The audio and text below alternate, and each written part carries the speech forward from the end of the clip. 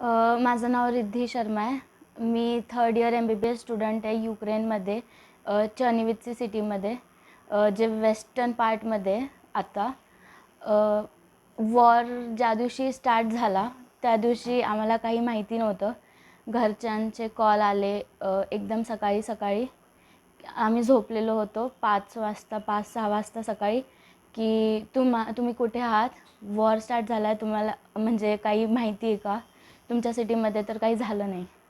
तर आम्ही म्हणजे एकदम पॅनिक झालो. घरचे रडायला लागले, मम्मी रडायला लागली की तू सेफ आहेस ना, घरच्या बाहेर निघू नकोस, मिसाईल्स ड्रॉप होत आहेत. तर मी म्हटलं नाही, मी सेफ आहे. मग मी माझ्या फ्रेंड्सला उठवलं. मी त्यांना पण सांगितलं की घरच्यांचे कॉल आले, वॉर स्टार्ट झाला आहे. मग आम्ही सगळे एकत्र आलो. आमचे काही फ्रेंड्स, त्यांची 24ला फ्लाईट होती, ते कीवला गेलेले होते. मग आम्ही सर्वात पहिले त्यांना कॉल केला की तुम्ही कुठे आहात, कारण कीवमध्ये मिसाईल्स ड्रॉप झाले आहेत. सर्वात पहिले तिथेच झालं होतं. तर ते बोलले की अजून तर आम्ही रेल्वे स्टेशनवर आहे आणि आम्हाला सायरन्स वगैरे ऐकू आले आहेत आणि काहीजण एअरपोर्टवर होते. त्यांना पण त्यांचे फ्लाईट्स कॅन्सल झाले, तर ते पण पॅनिक झाले होते. मग त्यांनी म्हणजे कम्युनिकेशन स्टार्ट केलं आमच्यासोबत. त्यांनी सांगितलं की प्लीज, म्हणजे आमचे एक हेड आहेत सुनील शर्मा, ते आमच्या कॉलेजचे ऑफिशियल पार्टनर आहे MD हाऊस. त्यांनी सांगितलं की प्लीज त्यांच्याशी कॉन्टॅक्ट करा आणि त्यांना सांगा की आम्ही इथे अडकलो आहेत, तर आमच्यासाठी काहीतरी बस किंवा काहीतरी प्रोव्हाइड करायला. मग आम्ही सुनील सरला मेसेजेस केले. सर बोलले की हो, मी ट्राय करतो आहे. त्यांनी बसेस अरेंज केले, बट ते असं होतं की बसेस खूप लांब होते एअरपोर्ट वगैरेपासून. मग मुलांना तिथपर्यंत जायचं होतं, पण सेफ नव्हतं ते. तर मग त्यांनी सांगितलं की तुम्ही जर नाही जाऊ शकत तिथे, तर तुम्ही एम्बॅसीला कॉन्टॅक्ट करा आणि जर तुम्ही जाऊ शकत असाल तर तुम्ही काही पण करून बसेसपर्यंत पोचा. बसेस तुम्हाला सेफली चर्निवित्सीमध्ये आणतील. माझा एक फ्रेंड आहे जो माझ्याच ग्रुपमध्ये आहे, आम्ही सोबत आहेत. तो रेल्वे स्टेशनवर होता. मग त्यांनी एक मेट्रो पकडली. ती मेट्रो अर्ध्या रस्त्यात जाऊन थांबली आणि त्यांना सांगितलं की आता आम्ही पुढे जाऊ शकत नाही, तुम्ही इथे उतरा. त्यांना काहीच माहिती नव्हतं. ते चालत चालत ड्रॉप पॉईंट टाकला होता बसचा त्यांना व्हॉट्सॲपवर. ते चालत चालत त्यांनी पण आय गेस 8 to 10 किलोमीटर्स ते चालत चालत त्या बसपर्यंत पोचले. आणि जे मुलं एअरपोर्टवर होते ते पण बसपर्यंत पोहोचले कसं तरी.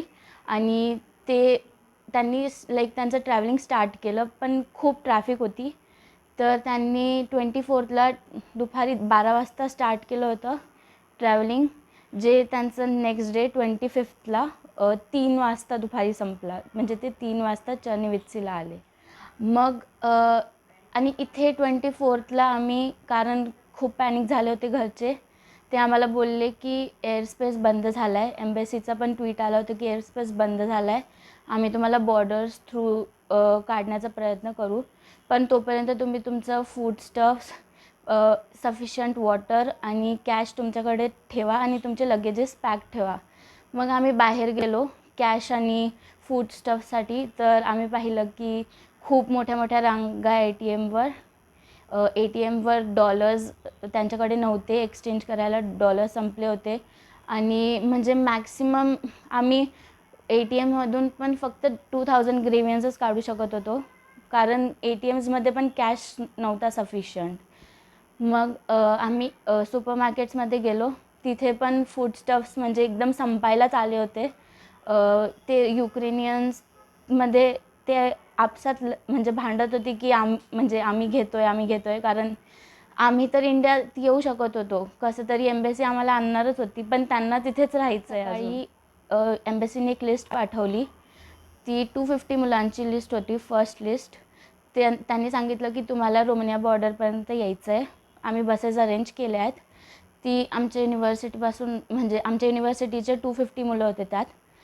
बसेस त्यांना 8 वाजता लिस्ट आली आणि बसेसनी सांगितलं होतं की 11 वाजेपर्यंत तुम्हाला निघायचं आहे. मग ते निघाले 11-12पर्यंत आय गेस, आणि ते तिथे पोचले. तोपर्यंत सेकंड लिस्ट आली, ज्यात माझं नाव होतं. मी सेकंड लिस्टमध्ये